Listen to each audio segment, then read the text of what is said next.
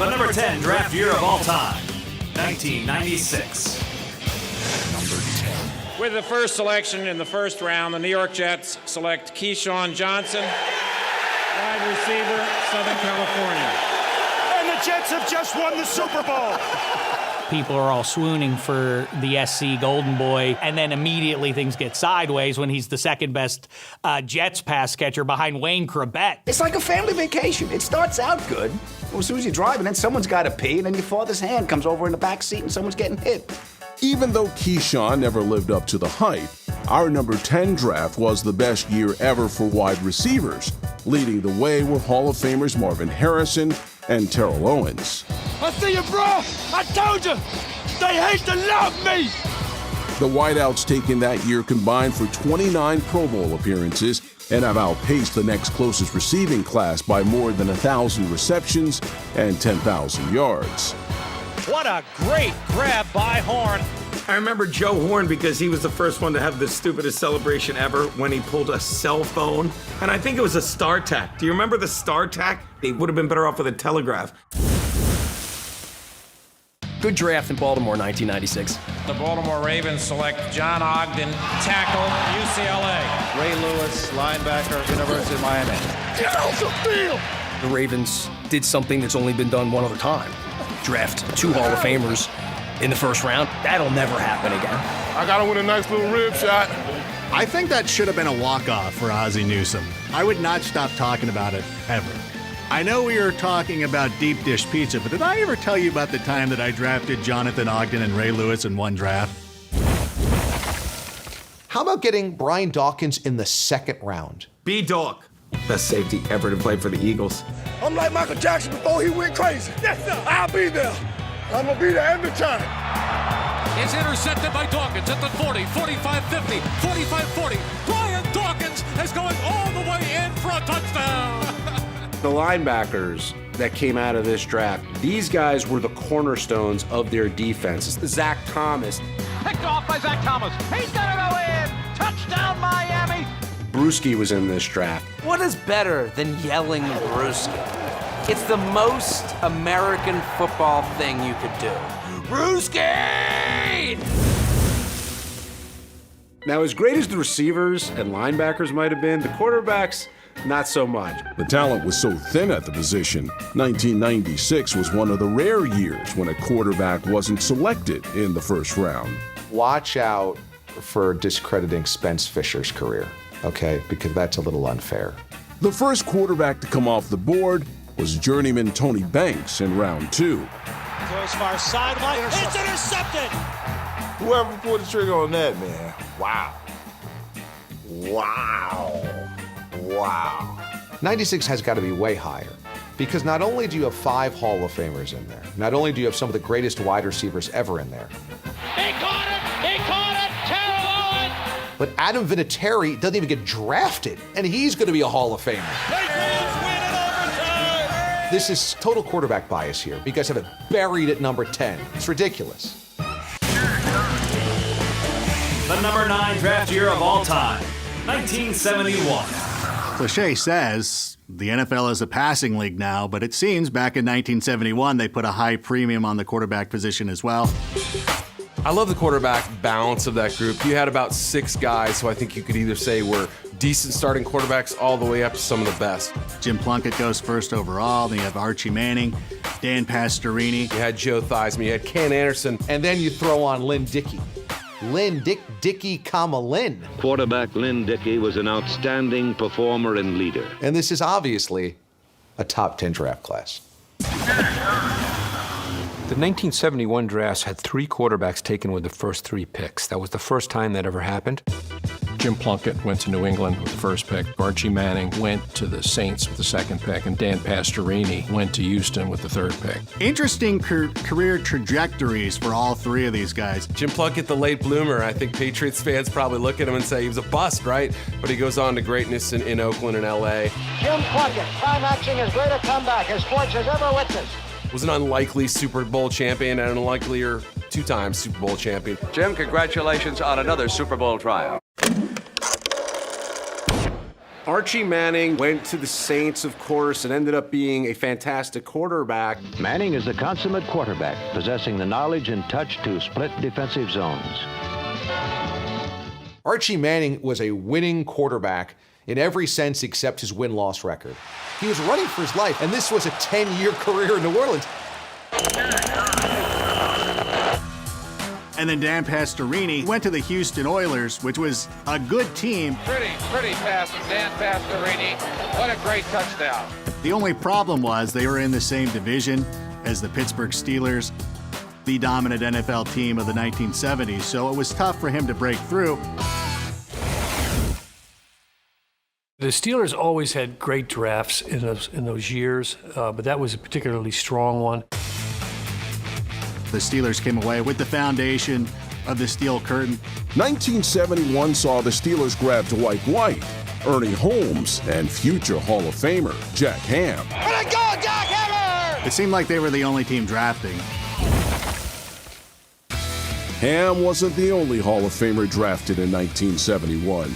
Jack Youngblood, who is as tough a guy as there is in NFL history. Jack Youngblood, nobody wanted to block that guy on that Rams defensive line. Perennial All-Pro Dan Deerdorf was unmatched at tackle. Before becoming a mainstay in the broadcast booth, Hall of Famer Dan Deerdorf battled in the trenches. Dan just made a franchise from an offensive line position. Break up that diesel. John Riggins was up near the top of that draft, went to the Jets, and had middling success, and he came back and had just a phenomenal second chapter playing for the Washington Redskins. And to Riggins, good hold. He's got the first down to the 40. He's gone.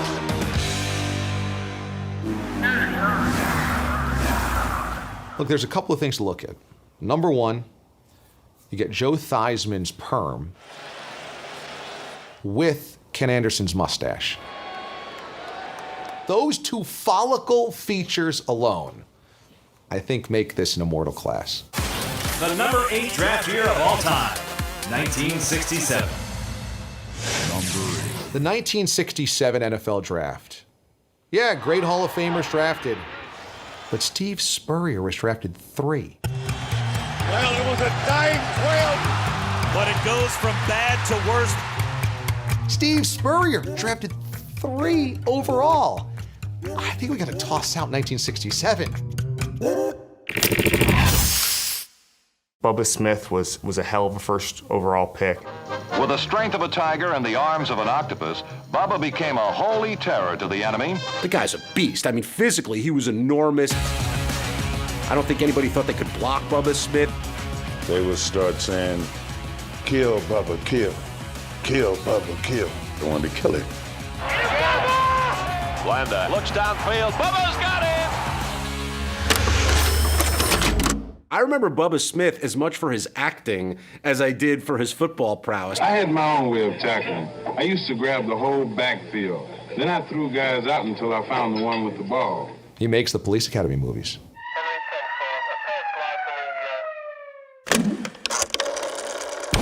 When I think of that draft, I also think of the fact Willie Lanier was part of it. Down up front, baby. Well, his nickname was Contact, so that kind of gives you an idea. Very intimidating, but also very intelligent. Let's go. Give it here. 4-3 gap zone. You always kind of had the feeling watching him that once they set their formation, even before the ball was snapped, he knew exactly where the ball was going.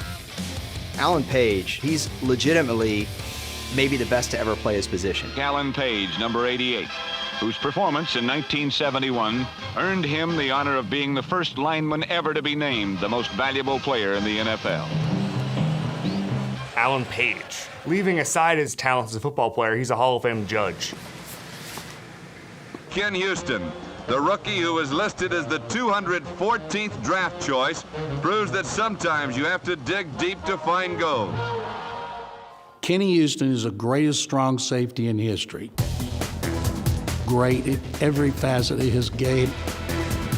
Perfect at the safety position. He was never out of position. I mean, he played the play exactly the way it was on the board. When number 27, Ken Houston, takes off his glasses, he does not become Superman. The 11-year veteran becomes Super Safety, one of the finest defensive backs the NFL has ever known. It's the first common draft between the AFL and the NFL. 8 Hall of Famers. This is a very, very deep draft that really helped the sport. The number 7 draft year of all time, 2007. The Oakland Raiders select quarterback Jamarcus Russell. Jamarcus Russell, he's huge, he's good in size, but they also got to put in the factor of, like, after you give him all kinds of money, how much honey buns is he gonna buy? Sometimes he was tipping the scales, probably like too sexy. Rumor has it that Russell ballooned to nearly 300 pounds. An inability to control his weight, along with poor play, ended the top overall pick's career after only 3 seasons. A lot of people forecasting Brady Quinn at number 3. Oh my gosh, Brady Quinn falling in the draft. The Miami Dolphins select Ted Ginn. It may be a while for him back there in the green room now.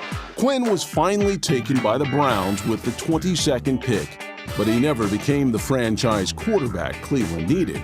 They can't be near the top because you got to have some quarterbacks, and you can't have the number 1 guy in the whole draft eat his way out of the league. The number 7 draft year overcame a bad quarterback class thanks to some of the best players to ever suit up at their positions. Calvin Johnson is one of the most amazing receivers I ever watched play the game. That's what people look for in the draft now. Like, I need a guy with a wingspan like a 2-car garage. Megatron, you are crazy! Best in the business. They want to be bullies? You know what you do with bullies? You take their candy! Joe Thomas made offensive lineman styling. Like, he might be the first offensive lineman with his own shoe deal. Yo, you got them new Joe Thomases? Yeah, I got these JTs. Darrelle Revis, a shutdown cornerback in a league where every rule is going to favor the offense, favor points. I mean, Revis Island, that may be the greatest nickname you see in this era. Adrian Peterson, just amazing. The guy came back from not 1 ACL tear, but 2 ACL tears, and the following year rushed for 1,000 yards. Bulldogs to the end zone. Touchdown! Adrian Peterson. Patrick Willis, he's one of the greatest linebackers in this era. I mean, helped the team get to the Super Bowl. A huge stick by Patrick Willis. No, sir. Marshall Yanda was the biggest steal of the draft when the Ravens picked him in the 3rd round. Well, he's one of the great guards of my generation. Extremely durable, extremely tough, super smart, a guy that should be considered a Hall of Famer. In addition to those future Hall of Famers, 17 of the first 32 picks made at least 1 Pro Bowl during their careers. Find a little bit of a hole, keeps his legs moving, he's across the 40, midfield, 45, he's on the run, Lynch, 40, pushes the man, 35, look at him go, he's down to 20, 15, he could go, he is gonna go, touchdown Seahawks, oh my word! So if you're hitting on half the picks in day 1, that's pretty strong. The number 6 draft year of all time, 1981. This is the all-time defense-first draft. In the first 2 rounds, 6 Hall of Famers were taken, and each one had a major impact on the game during the 1980s. LT, the greatest defensive player of all time. He put the fear of God in everyone. Hey, Sula, you better hope I never get back in there, I'm gonna kick your ass! That guy was so vicious. Quarterbacks, they were like going to the bathroom in their pants. Son, I gotta do better than this. Then here comes Ronnie Lott, arguably the greatest safety the game's ever seen. Oh, if he nailed. Ronnie Lott coming up and really put a belt on it. Ronnie Lott would not come out of a game over cutting off his own finger. So when you are that demented, it should have been illegal letting him play in the NFL. Lawrence Taylor and Ronnie Lott, boom, number 1 already. Kenny Easley. It is intercepted, Kenny Easley. Kenny Easley was the man, dude. When I was a kid, I got Kenny Easley's football card, and I was like, this dude's badass. I love that guy. Well, I'm vicious. I play the game in a vicious manner. My game is an aggressive type of game. Mike Singletary. Did you know he made eyes sometimes? Like he did like a thing with his eyes. I like that kind of party. I like this kind of party.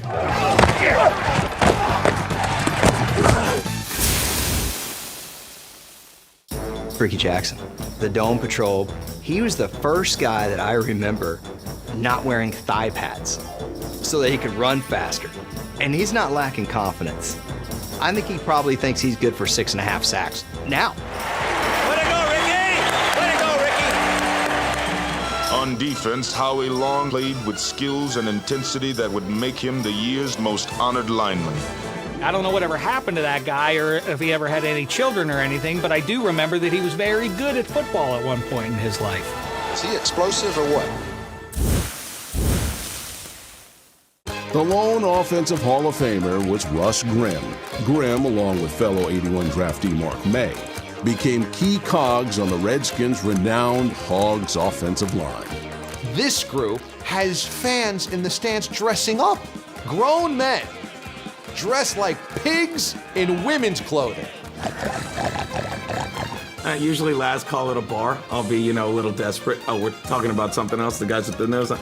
But that's got to be the greatest unit of all time as an offensive line. That 1981 class has to be at least top 2. 3 Hall of Famers in the second round. That is a great draft class. And now, the number 5 draft year of all time, 1964. I didn't even know they did a draft back then. In 1964, basically it's a bunch of guys smoking cigarettes, having some whiskey, and just waiting around playing cards for somebody to call a name. And then they went like 12 rounds. Me and you could have got drafted. We'd have been right there at the rookie symposium right together. I watched the draft to watch Roger Goodell get booed. Come on, Philly, come on. There you go. And then awkwardly dap up a bunch of college kids.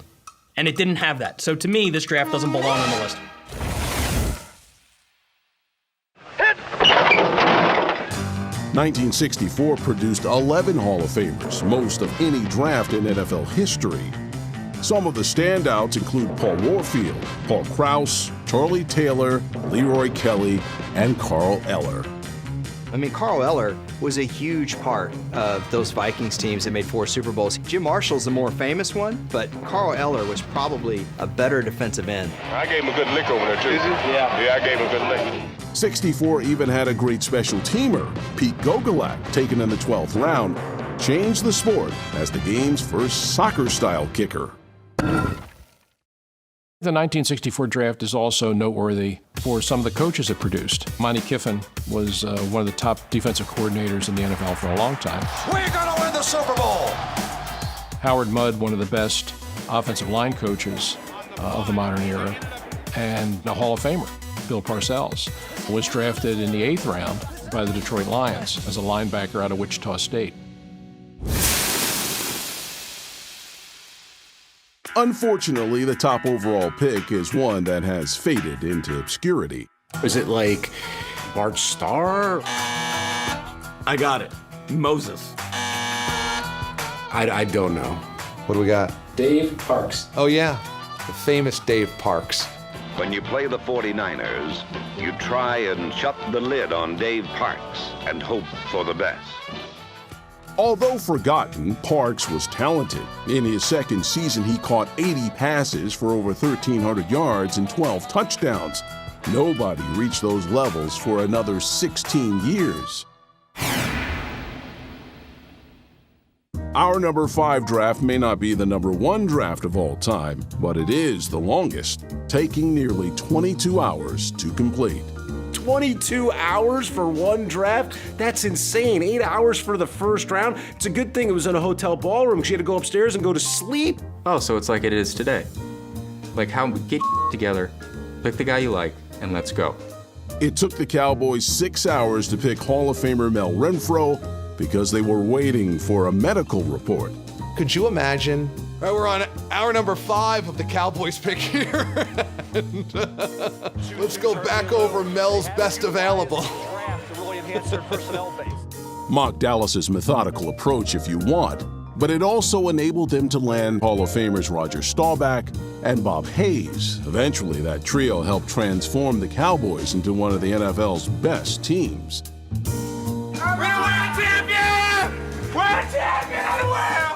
You have so many really solid Hall of Fame names, and there aren't other drafts that can boast that many guys. The number 4 draft year of all time, 2011. We welcome you to the 2011 NFL Draft that, interestingly enough, arrives here in a lockout.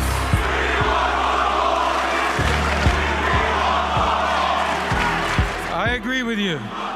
We see these players being selected, and we don't know if they're actually going to be on the football field. Everyone said, well, the rookies have no chance because they're not getting any practice at all as they enter the NFL. And those rookies came in, and a lot of them dominated right away. Say hello from the rookie. For just the second time in draft history, the top two picks, Cam Newton and Von Miller, earned Rookie of the Year honors. You saw Superman take off his cape and run down the football field. A trade has just been announced. 2011 also had one of the best draft day trades of all time. Atlanta shipped 5 picks to Cleveland to move up to number 6, where they selected future Hall of Famer Julio Jones. I love this guy. What a trade they pulled out. All we do is make plays. The 2011 draft class certainly belongs in the top 10. When you think about 12 of the first 16 players are all Pro Bowlers. Robert Quinn bearing down. He's got the strip. The ball's out.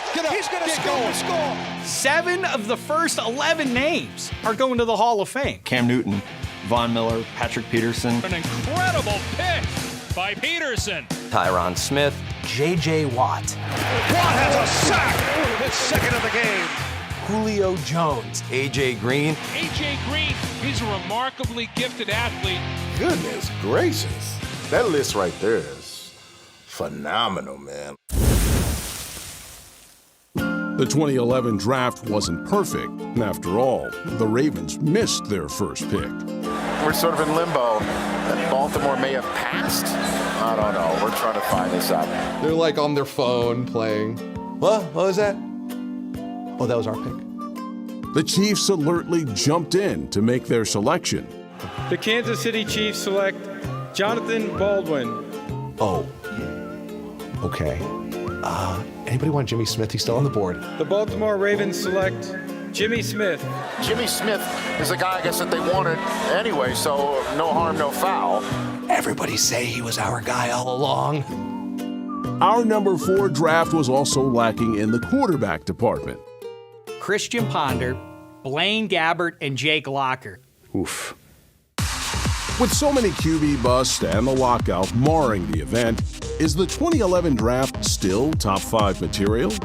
The 2011 draft is the #1 draft of all time. This is an entire all-generation team, and you guys are pulling out black and white footage, and you've got Damon Amendola is going to come on here and wax poetic about the 72 draft. He wasn't born yet. Can we give some love to the current players? The number 3 draft year of all time, 1989. The 1989 NFL Draft is about to begin. You look at the top 5 of this draft. These guys are just absolute legends. You're getting one of the greatest quarterbacks of all time. Troy Aikman. Troy Aikman's the MVP. Arguably the greatest running back of all time. Barry Sanders. He's well over 2,000 now. One of the greatest pass rushers of all time. Derek Thomas. Derek Thomas whacking the quarterback. You've got arguably the greatest cornerback of all time. Deion Sanders. Sanders dancing for a long touchdown. To have that level of talent in the same year is amazing. As good a top 5 as we've ever seen. We have had a machine gun start to this first round. Troy Aikman, Tony Mandarich, Barry Sanders, Derek Thomas, Deion Sanders. 4 Hall of Famers go in the top 5. And who makes the cover of Sports Illustrated?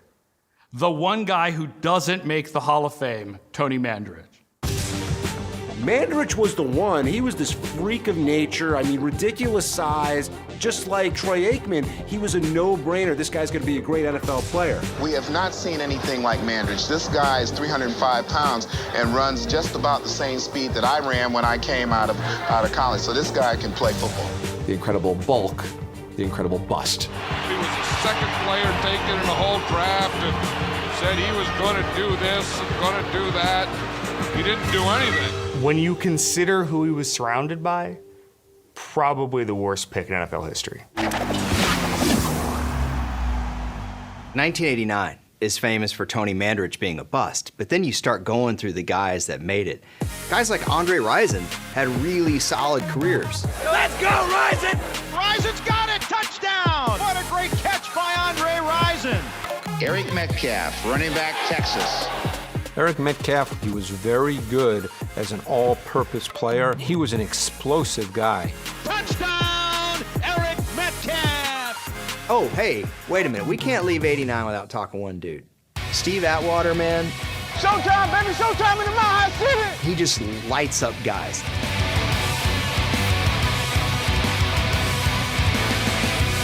Go ahead, cue up the Steve Atwater hit on Christian Okoye right now.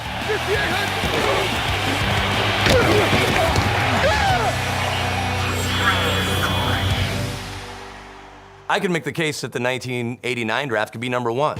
When you talk about 4 of the top 5 picks wearing gold jackets, Steve Atwater later in the first round, that could easily be seen as the best draft class of all time. The number 2 draft year of all time, 1961. How are we putting 61 near the top of this list? How? I wasn't even in my father's sack at 61. This was when picks were called in on a payphone? I doubt we can run that on the show. There's like no strategy. There's no research being done. We shouldn't even be allowed to talk about anything before I was born, because I'm already the oldest guy on this show. No, this can't be that high. Who was in the 61 draft? We thought you'd never ask. 7 Hall of Famers. Guys who came in who had a massive influence on the league and the way the game is played. I don't even have to say the first names of some of these players, and you know who I'm talking about. And you look at that, I understand why this would be ranked number 2. 1961, Mike Ditka. The Iron Man, Mike Ditka. Late in the first quarter, the TD parade begins with Wade and Ditka combining for a 14-yarder. Mike Ditka was way ahead of his time. Tight ends, when I came into the game, were kind of an extension to the offensive tackle. Boom, they blocked most of the time. Halas had the vision to understand what a tight end could do if he could do more than block. They don't make him any better than Mike Ditka. You are gonna get hurt playing this man. Ditka grabs another Bukic toss and bludgeons into the end zone. He's basically, in my view, God.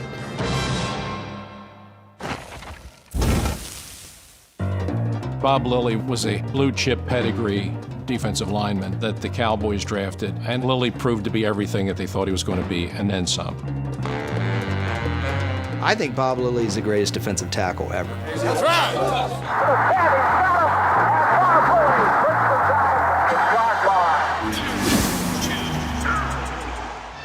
Football has many superstars, but only one Superman, Deacon Jones. The first of the real great pass rushers. Quicker off the snap than anybody playing in the NFL at that time. Nobody could block him. Selected in the 14th round, the Deacon made teams pay dearly for passing on him.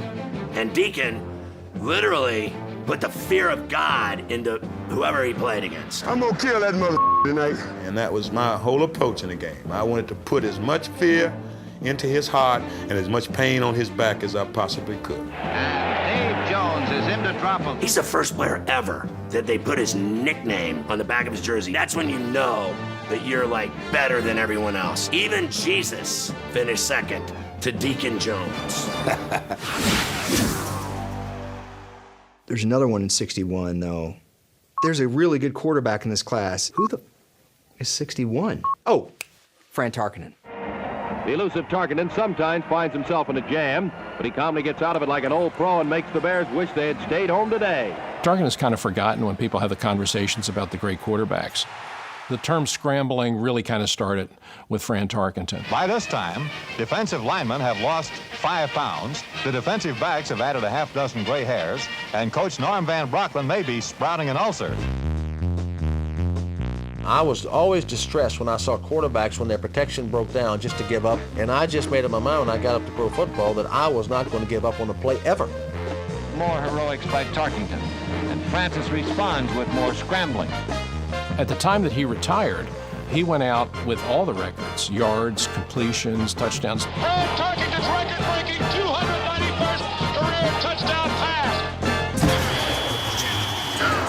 When you look at some of these older drafts and you see guys and you think, wow, the game would look way different without them. That's when you start getting into some of the best draft picks of all time. The 7 Hall of Famers and just the way that these guys shaped the game, that's a historic draft. And now, the number 1 draft year of all time, 1983. The 48th Annual National Football League Selection Meeting is now in session. 1983, best draft of all time. That's the draft people point to as the gold standard. Best class ever, right? If you consider there were 28 teams and that you had 6 Hall of Famers in the first round. John Elway, Eric Dickerson, Bruce Matthews, Jim Kelly, Dan Marino, Darrell Green. So you're talking a 1 in 4 chance of drafting a Hall of Famer. Not a Pro Bowler, not an All-Pro, but a Hall of Famer in the first round. That's comical. I was born after this draft, but into my teenage years, this draft was still defining the NFL. You start with the quarterbacks. That first round, unbelievable how many landed there. Elway, Marino, Jim Kelly, and this is such a great draft. And Dan Marino has broken another record, most touchdown passes ever. Kelly to pass. Touchdown! And the Bills are going back to the Super Bowl for a 4th straight time. The MVP of Super Bowl 33 is John Elway. You're talking about 3 legitimate Hall of Fame quarterbacks in the first round. You're not going to find a quarterback draft ever better than 83. The class of 83 is known for the quarterbacks, and I get it. But dude, there are so many other guys that were great. Cornerback, Darrell Green, Texas A&I. 2-2-0, buddy. Make you run fast. Probably the fastest guy in the history of the league. He's chased down by Darrell Green at the 35-yard line. On people's short list of best corner of all time. Rush, dumps it underneath, picked off by Darrell Green. Houston picks on the first round. Tackle, Bruce Matthews, USA. Bruce Matthews, 14 Pro Bowls at 4 different positions. That's unheard of. There are only 5 line positions you could play. And who's taking over on the inside but Bruce Matthews, squishing people in there. And oh, by the way, Eric Dickerson's in that draft? Well, we feel in Eric Dickerson, we have a man who has the potential of being one of the really great backs. Eric Dickerson ran for 1,808 yards his rookie year. Then the next year, he rushes for 2,105. He's got it. And a brand new single-season rushing record for the outstanding star from Southern Methodist. That's 3,900 yards rushing in his first 2 years. That's insane. 1983 also produced perennial Pro Bowlers like Roger Craig. Oh, what a bonanza! Spectacular run by Roger Craig. And Carl Mecklenburg, as well as Hall of Famer and Super Bowl MVP Richard Dent. And let's not forget the original Kurt Warner.